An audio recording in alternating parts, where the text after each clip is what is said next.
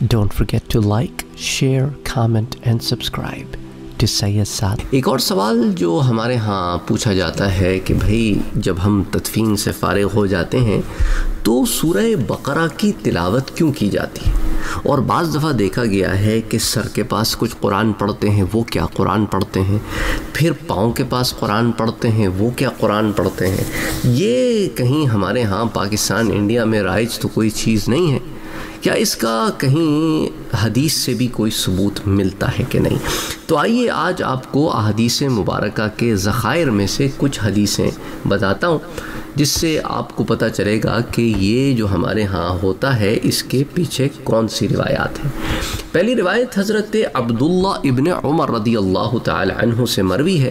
وہ روایت کرتے ہیں کہ سمعت النبی صلی اللہ علیہ وآلہ وسلم یقول، وہ کہتے ہیں کہ میں نے حضور صلی اللہ علیہ وآلہ وسلم کو سنا کہ آپ فرما رہے ہیں، کیا فرمایا کہ اذا مات احدکم فلا تحبسوه واسرعوا به على قبره، جب تم میں سے کوئی فوت ہو جائے تو اسے روک نہ رکھو بلکہ اسے جلدی قبر تک لے جاؤ، اس کی قبر پر پھر کیا کرو، وَلْيُقْرَأْ عِنْدَ رَأْسِهِ بِفَاتِحَةِ الْكِتَابِ وَعِنْدَ رِجْلَيْهِ بِخَاتِمَةِ الْبَقَرَةِ فِي قَبْرِهِ۔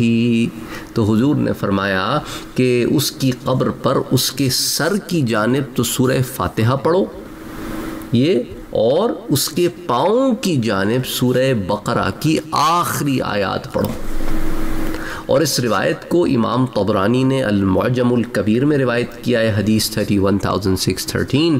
امام بیہقی سے شعب الایمان میں روایت کرتے ہیں، حدیث 9294۔ پھر اس کو امام دیلمی المسند الفردوس میں روایت کرتے ہیں، حدیث 1115۔ اور امام سیوطی اسے الدر المنثور میں روایت کرتے ہیں، جو آپ کی مشہور حدیث تفسیر کی کتاب ہے۔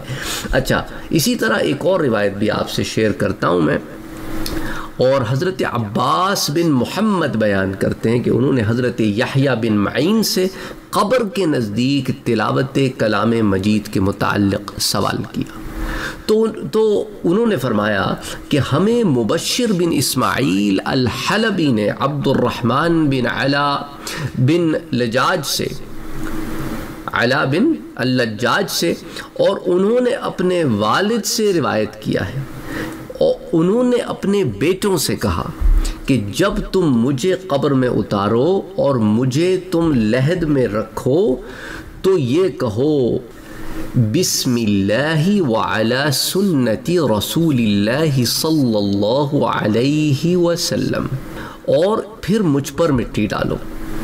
یہ جب کر چکو تو پھر اس کے بعد میرے سرہانے سورہ بقرہ کا ابتدائی حصہ اور آخری حصہ تلاوت کرو، کیونکہ میں نے صحابی رسول حضرت عبداللہ ابن عمر رضی اللہ تعالی عنہ کو دیکھا کہ وہ اس عمل کو مستحب جانتے تھے۔ تو اس لیے آپ نے بعض دفعہ یہ دیکھا ہوگا کہ لوگ ابتدائی حصہ بھی سورہ بقرہ کا تلاوت کرتے ہیں، اس کے اوپر یہ حدیث دلیل ہے، اور آخری حصہ تلاوت کرتے ہیں تو اس پر یہ حدیث بھی دلیل ہے اور پچھلی حدیث بھی دلیل ہے، اور سورہ فاتحہ جو تلاوت کرتے ہیں تو اس پر پچھلی حدیث دلیل ہے۔ اور یہ جو حدیث ہے اسے امام بیہقی یا سنن الکبریٰ میں روایت کرتے ہیں، حدیث نمبر 6860۔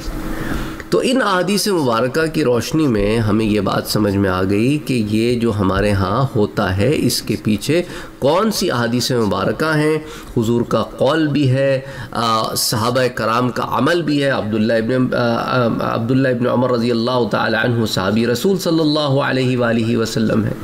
تو حضرت عبداللہ ابن عمر سے جب یہ چیز سامنے آ گئی ہمارے، تو اور اس کو جو رپورٹ کر رہے ہیں وہ تابعی ہیں، اور تابعی جو ہیں وہ اپنی اولاد کو بتا رہے ہیں، وہ اولاد تابعی بھی ہو سکتی ہے، تبع تابعی بھی ہو سکتی ہے، تو تابعی کے ہاں بھی عمل ہمارے پاس سامنے آ گیا، اور پھر آگے اسے بعد کے زمانے میں بھی ایک دوسرے کو رپورٹ کیا جا رہا ہے۔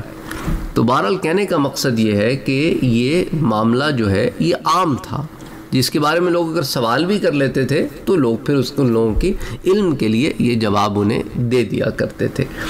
بہرحال امید کرتا ہوں کہ اس سے آپ کے اس سوال کا جواب تو آپ کو مل گیا ہوگا۔ انشاءاللہ تعالی پھر اگلے درس میں کچھ اور روایات کے ساتھ حاضر ہوں گا۔ السلام علیکم ورحمۃ اللہ وبرکاتہ۔